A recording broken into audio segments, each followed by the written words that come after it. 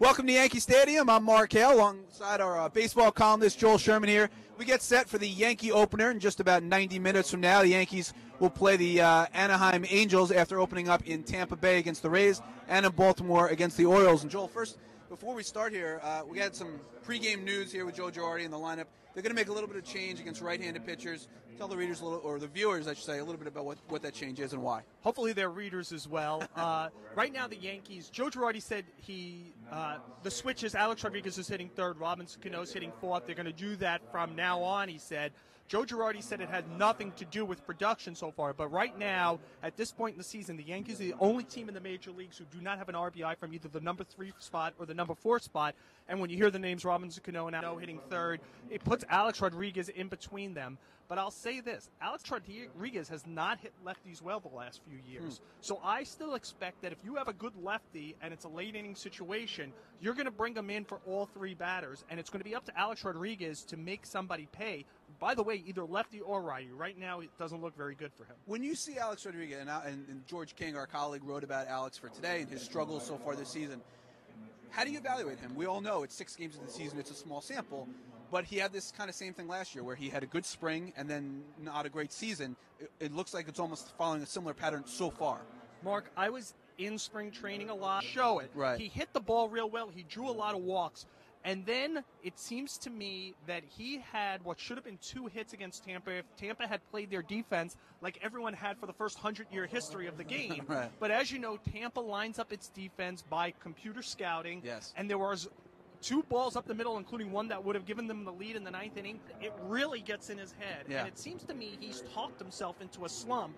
And one of the things he should recognize is defense as well as Tampa. And if he just hits the ball and has it bats like he had making a second start for this team. You wrote about him for today. This is a transition for this guy. He's going from NL West, AL East. It's really a totally different league. It's a different league. It's a different division. Yeah. It's not only the skip to the American League, but the culture of the AL East. The Yankees started it. The Red Sox followed. Now Toronto and Tampa do the same thing. It's the long at bat. It's getting into hitters counts. It's drawing walks. And Joe Madden said something to me while I was in Tampa. I went over after Kuroda pitched the second game of the season. He walks 4. He goes to 6 full counts. He only strikes out 2. And I asked about, can somebody from the National League succeed? And Joe Madden said only if they could win in the strike zone. Because the culture in this division in particular is if you don't throw the ball over the plate with something that will beat you, guys will take it. And you'll pitch 1-0, 2-0, 2-1, 3-1, walks and bad counts, hitters counts. That's no way to succeed when you have to navigate a lineup in the AL East in particular. And I'd be curious about Kuroda today a little bit. I mean, he's facing a team that he should have some familiarity with from interleague play. He's pitched against them 3 times. And how's he done? He's pitched against him 3 times. All 3 are good starts. He pitched against him twice last year. The second time was in Anaheim with a DH, and he threw 7 shutout innings. But it was a lineup without Kendry Morales and Albert Pujols, and so he would add a half a run at ERA. He would go from essentially a 3.5 ERA guy to a 4, 4.1, 4.2, something.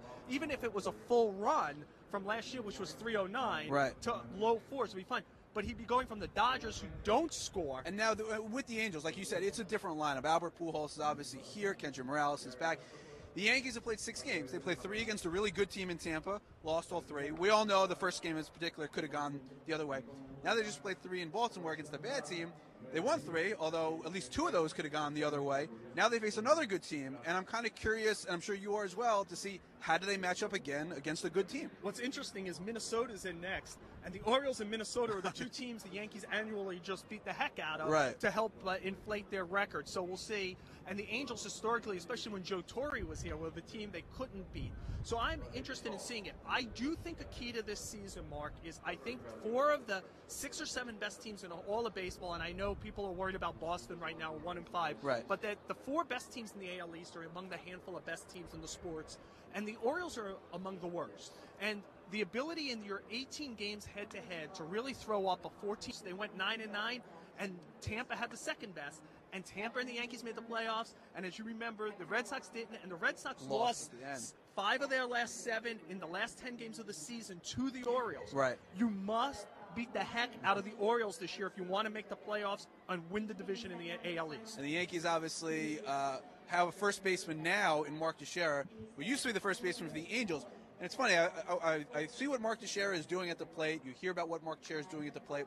And I sit there and I'm like, remember when Mark Teixeira was Mark Teixeira going forward here? Defenses are no longer aligned by scouts sitting with different color magic markers and guessing. Right. Defenses are now aligned by very exact spray charts done by computer programs. And if Mark Teixeira is only going to use the half of the field where we're standing right now, the right side of the field, well, it would be like if I told you in basketball, here goes a guy, he's not going to use the left side of the court. Yeah. Well, you could put 5 defenders on the right side of the court. It's going to be hard to score. Yeah. Even if you're LeBron James or Dwayne Wade or, like a great player, Carmelo Anthony, it's hard to score. Well, if you're only going to hit the ball to this side of the field and they're going to stack 39 homers. He did. So you can't defend there. But you can defend all this other grass here. If he's not going to use that side of the field, it's going to be hard to have better than a 240 average. So do you think he should start bunting? Or do you I don't think it's about bunting. I think it's about hitting the ball with authority, as he can do if he decides to do it, right, to the left center field gap and the other way. He starts doing that on some pitches out over the plate instead of he tries to hook everything, Mark, including balls out over the plate. Right. If he hits the ball with some authority to that side, he'll spread the defense out again, and he'll start getting hits over here. He hit a line drive, which again, for the first 100 years of the history of baseball, was a hit in Tampa, and it went. Not only was it an out, there was a guy standing right there. Yeah. So people are where he hits the ball. If he doesn't start using the whole field, it's just going to be easy to stack the defense. And I don't know how you hit better than 240 or 250 if everyone's standing on this side of the field and this is the only place you hit it. Now, let me ask you this last thing. Joe Madden is a disciple of Mike Scioscia and this Angels team. They're obviously different organizations, but you He was shifting heavily against Teixeira. Right. And I think that you're going to see, as the computer becomes more and more prevalent in the game, and more, even though the people who are pro-scouting, anti-numbers, it's undeniable that if the Rays play defense, where everyone had played defense for the first 100 years, the Yankees might have swept them also. Right. They had about 8 hits taken away in that series by guys being in quote-unquote untraditional spots. Every team is going to see that and say, well, if you're going to hit the ball in these spots over and over again, we'll put a defender there. So I do think more and more you're going to see that, and the question is going to be, this is why I think Robin's over the fence a lot, you're in big trouble.